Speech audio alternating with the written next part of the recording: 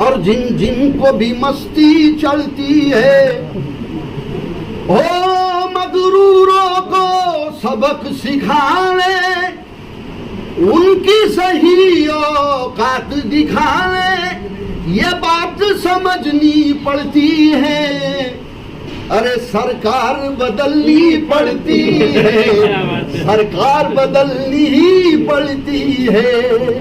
आपके हुकूमत के आखिरी 9 महीने बचे हुए हैं। ये 9 महीनों में जितना आप और झूठ बोल सकते हैं बोलते रहिएगा, लेकिन हम गरीबों के लिए खड़े हुए हैं। और यहाँ पर मोदी जी के वो भाषण भी लोगों को सुनाए जहाँ पर उन्होंने ये बात कही थी कि सिर्फ घर ही नहीं होगा, घर में नल भी होगा, नल में जल भी होगा, और क्या क्या होगा पता नहीं है।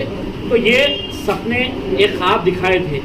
ये आज कार्यक्रम हमने आम खास मैदान पे लेने का मकसद ये था कि इसके पीछे स्मार्ट सिटी की बिल्डिंग ले। आज रहमतों की बारिश आज शुरू हुई है। इंशाल्लाह हमारी मेहनत रहेगी, ये बारिश के साथ साथ गरीबों को घर भी हम दिलाएंगे इसमें। और ये भले ही आज बारिश की वजह से ये कार्यक्रम पूरा नहीं हुआ है, लेकिन हम लोग इस कार्यक्रम को शहर के अलग अलग इलाकों के अंदर लेकर जाएंगे, अलग अलग जगहों के ऊपर ले जाकर बताएंगे कि उनका भाषण क्या कहता है और उनके स्थानिक नेता यहाँ पर क्या कर रहे हैं। तो कोई कहता है कि ठेका उसको मिलना चाहिए, दूसरा कहता है कि ठेका इसको मिलना चाहिए, और उसके चक्कर के अंदर मामला ईडी तक चले गया है। गरीब लोग अब भी इंतजार कर रहे हैं। तो हमारी कोशिश यही रहेगी कि इस आंदोलन को हम उस वक्त तक खत्म नहीं करेंगे जब तक ये घरों का काम शुरू नहीं होता है। हम हर बेघर को इस देश के अंदर एक पक्का घर देंगे। तो ये सफेद झूठ आपने कहा, और इनका साथ देने के लिए ये जो अंधभक्त है, इनमें से ये है जो पालक मंत्री है हमारे,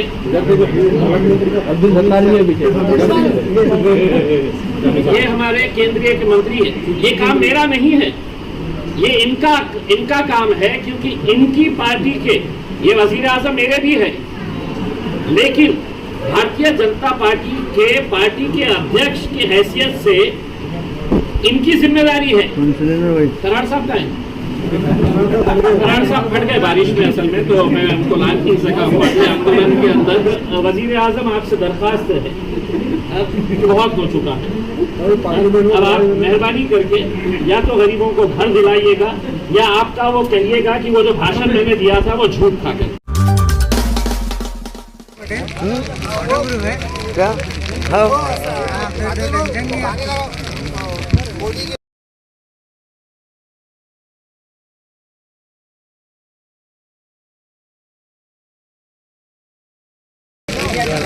उसमें सब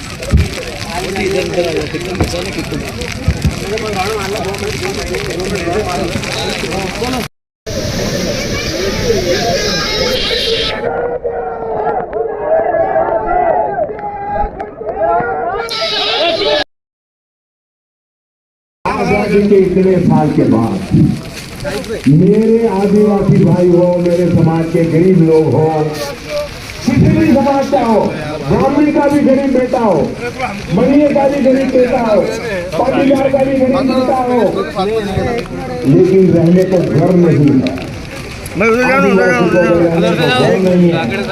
दुखी नौकरी में जिंदगी गुजारा करता है, पैर के नीचे सो जाता है, उसको पक्का घर मिलना चाहिए कि नहीं मिलना चाहिए? आप पूरी ताकत से बताओ, इनको दो घर हिंदुस्तान के हर परिवार के साथ नहीं होना चाहिए। एक घर दे दो ना, क्या सरकार ने काम करना चाहिए नहीं करना चाहिए? एक घर दो ना। कांग्रेस पार्टी ने किया था, कांग्रेस वालों ने किया था, हम ये दोनों मैंने मन में ठान लिया, अगर आपको मुझे आशीर्वाद मिल जाए मैं ये सपना पूरा करूंगा।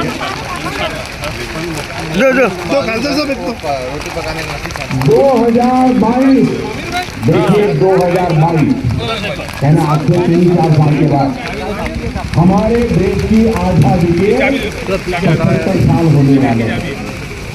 गोविंद गुरु जैसे हमारे महापुरुषों ने जिन सपनों को देख करके बलिदान दिए थे उस आजादी के 75 साल हो रहे हैं और मैंने व्रत लिया है, संकल्प किया है कि 2022 आजादी के 75 साल होंगे, तब तक हिंदुस्तान में एक भी परिवार ऐसा नहीं होगा जिसका अपना खुद का पक्का घर नहीं होगा।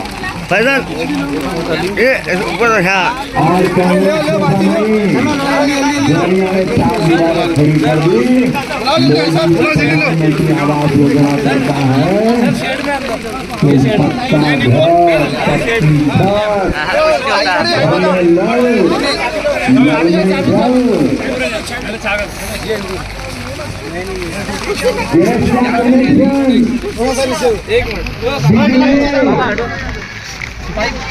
LED बल्ब, शौचालय, ऐसा पक्का पूरा घर मेरा सपना है।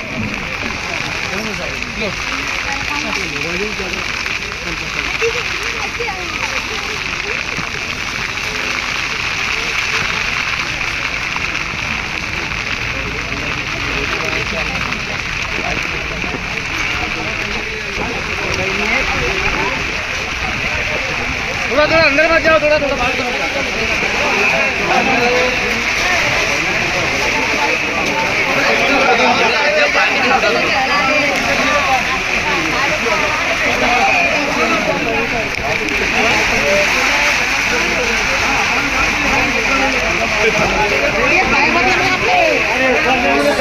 आज हमने स्मार्ट सिटी ऑफिस के सामने प्रधानमंत्री आवास योजना जो 2015 से लेके 2023 तक तकरीबन 50,000 लोग जिसका इंतज़ार कर रहे हैं। दूसरे शहरों में, देश के हर शहर के अंदर ये स्कीम बन के तैयार है। कई शहरों के अंदर गरीबों को ये घर दिए जा चुके हैं। महज हमारा एक औरंगाबाद शहर है कि जहाँ पर भारतीय जनता पार्टी की और शिवसेना की ओछी राजनीति के चलते हुए आज हमने इन घरों को बनाने के लिए ज़मीन तक आइडेंटिफाई नहीं की गई है। तो इसलिए हमने आज कुछ गरीबों को बुलाए थे, कुछ ज़रूरतमंदों को बुलाए थे जो पिछले 8 साल से इंतज़ार कर रहे हैं कि प्रधानमंत्री मुझे मेरा घर देंगे। तो हम उन्हें ये जो मिट्टी के घर बनाए गए हैं, ये घर आज उन्हें दे रहे थे और उन्हें ये समझा रहे थे कि मोदी जी ने आपको जो बोला था कि आपके सपने का घर 31 मार्च 2022 तक मिल जाएगा, तो उनका बोलने का मकसद ये था कि आपके सपनों का घर जो है वो मैं आपको सपनों में ही ला के दूंगा, हकीकत में आपको वो घर नहीं मिलने वाला है करके। एक तरीके से भारतीय जनता पार्टी ने इन गरीबों का मजाक उड़ाया है और मोदी जी ने साफ झूठ बोला है, खास तौर से हमारे ज़िले के उन गरीबों को जो इस उम्मीद के ऊपर थे कि मेरा भी अपना एक पक्का घर होगा। हमने यहाँ पर मोदी जी के वो भाषण भी लोगों को सुनाए जहाँ पर उन्होंने ये बात कही थी कि सिर्फ घर ही नहीं होगा, घर में नल भी होगा, नल में जल भी होगा और क्या क्या होगा पता नहीं है। तो ये सपने एक ख्वाब दिखाए थे। ये आज कार्यक्रम हमने आम खास मैदान पे लेने का मकसद ये था कि इसके पीछे स्मार्ट सिटी की बिल्डिंग नज़र आती है।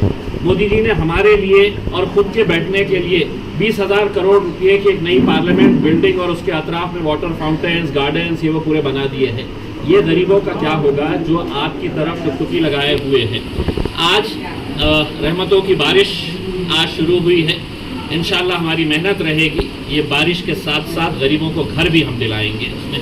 और ये भले ही आज बारिश की वजह से ये कार्यक्रम पूरा नहीं हुआ है, लेकिन हम लोग इस कार्यक्रम को शहर के अलग अलग इलाकों के अंदर लेकर जाएंगे, अलग अलग जगहों के ऊपर ले जाकर बताएंगे कि उनका भाषण क्या कहता है और उनके स्थानिक नेता यहाँ पर क्या कर रहे हैं। तो कोई कहता है कि ठेका उसको मिलना चाहिए, दूसरा कहता है कि ठेका इसको मिलना चाहिए और उसके चक्कर के अंदर मामला ईडी तक चले गया है। गरीब लोग अब भी इंतज़ार कर रहे हैं। तो हमारी कोशिश यही रहेगी कि इस आंदोलन को हम उस वक्त तक ख़त्म नहीं करेंगे जब तक ये घरों का काम शुरू नहीं होता है। एक 30 तारीख से 30 जून से 30 मई से 30 जून तक 9 साल का जश्न मना के अलग अलग लोगों के सामने लेकर जा रहे हैं। उसमें देखिए सच्चाई क्या है? मैं यही कहना चाह रहा हूँ कि आपका भाषण कुछ और कहता है और ज़मीनी हकीकत कुछ और कहती है।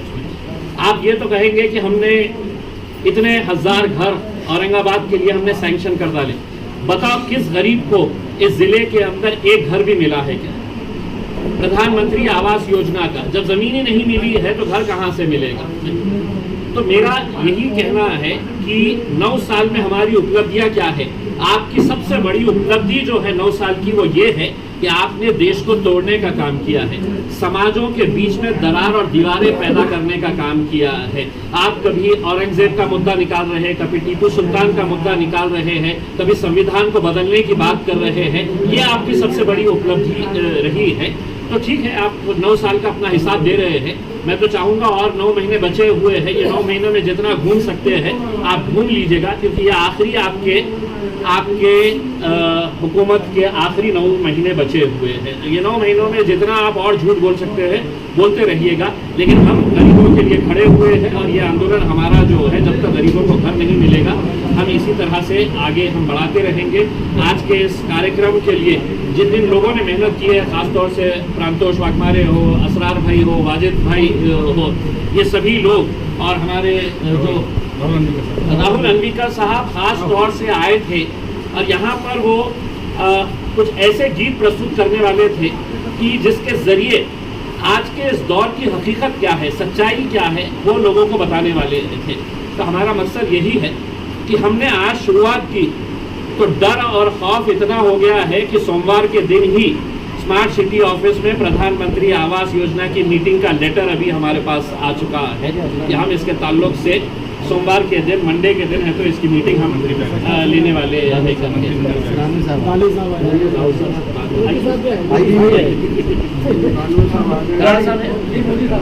आइए वज़ीर आज़म केजरीवाल जी, आइए। ये मैं इससे पहले कि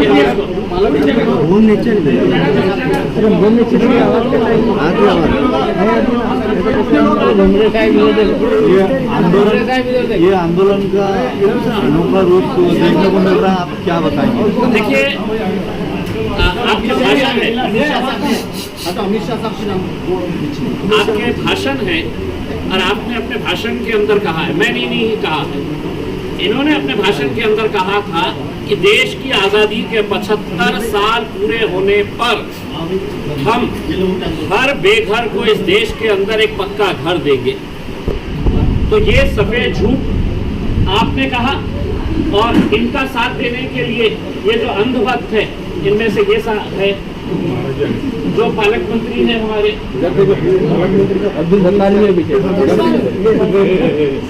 ये हमारे केंद्रीय के मंत्री है। ये काम मेरा नहीं है, ये इनका काम है, क्योंकि इनकी पार्टी के ये वजीर आजम मेरे भी है, लेकिन भारतीय जनता पार्टी के अध्यक्ष की हैसियत से इनकी जिम्मेदारी है।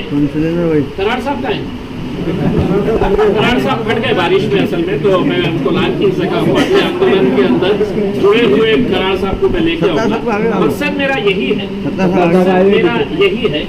ये सत्ता में भी मेरा ये कहना है कि इतने सारे मंत्री आज है हमारे शहर के अंदर, इतने सारे मंत्री, इसके बावजूद भी क्या वजह है कि गरीबों को घर नहीं दे पा रहे हैं।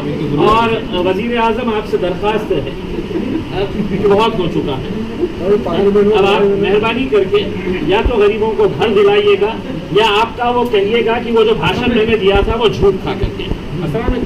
तो ये जितने भी मंत्रियां हैं इनको सबको साथ में लेकर जाएंगे और शहर के अलग अलग इलाकों के अंदर हम जाके हम ये आंदोलन को और तेज करेंगे जब तक गरीबों को घर नहीं मिलेगा। पालक मंत्री साहब थोड़ा मुस्कुराइए आप ये जो है ये गरीबों को जो दिए हैं आपने, ये आप ये गरीबों को लॉलीपॉप देने का जो काम किया गया है, देखिए मजाक करने की बात नहीं है, लेकिन मैं आपको हकीकत में ये बताता हूँ कि वो 50,000 लोग जो गरीब लोग हैं, जो आज 2015 से इंतजार कर रहे हैं कि मुझे एक घर मिलने वाला है, क्योंकि देश के प्रधानमंत्री ने बोला है, इन्होंने बोले हैं कि मैं देने वाला हूं घर करके, और पिछले साल ही मिलना चाहिए था उनके वादे के हिसाब से कि 31 मार्च 2022 तक हर बेघर को घर दूंगा। यहाँ पर एक भी ऐसा आदमी नहीं रहेगा जिसके सर के ऊपर पक्की छत नहीं रहेगी। 50,000 लोग हमारे गरीब हमारे जिले के, और कोई मुंह खोलने के लिए तैयार नहीं है। कल के दिन उद्घाटन के लिए बुला दीजिएगा तो साहब चले जाएंगे, कल के दिन बुला लीजिएगा तो साहब मौजूद हो जाएंगे। तो इनके पास उसके लिए वक्त है, अपने राजनीतिक कार्यक्रम के लिए वक्त है। अब अगर ये जल्दी से कार्रवाई शुरू नहीं होती है तो औरंगाबाद के हर मोहल्ले के अंदर ये सबको लेकर जाएंगे। आप चलिए मेरे साथ, साथ में जाके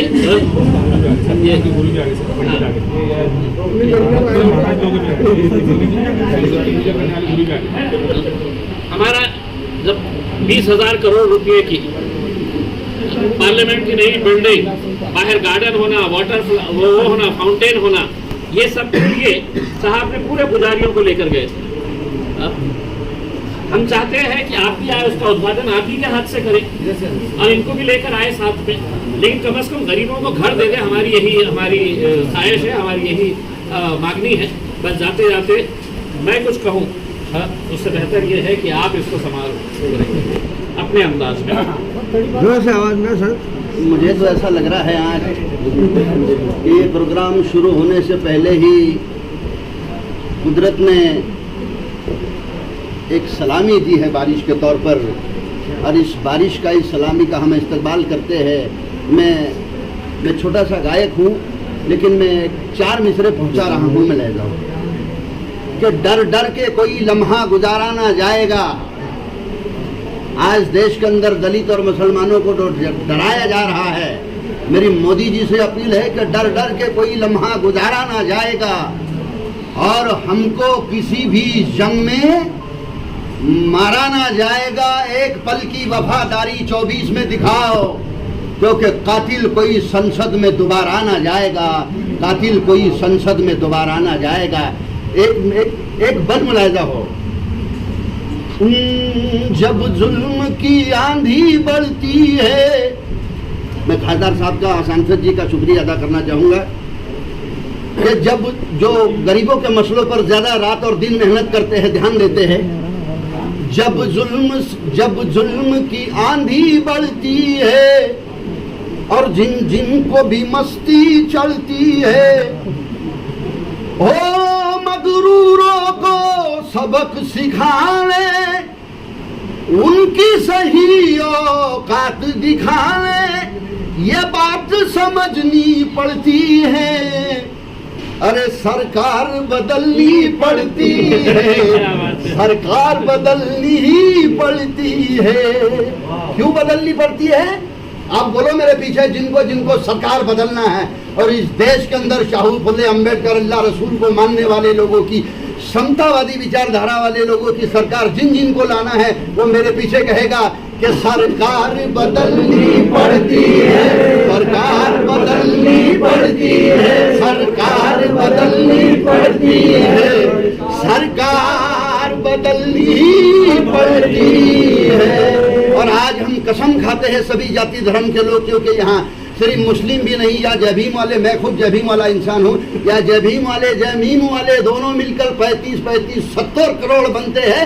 आने वाले 24 में मोदी को नीचे घटाकर जय भीम और जय मीम वाला भारत का राजा बनाएंगे और झोपड़ियों का सपना पूरा करेंगे। धन्यवाद।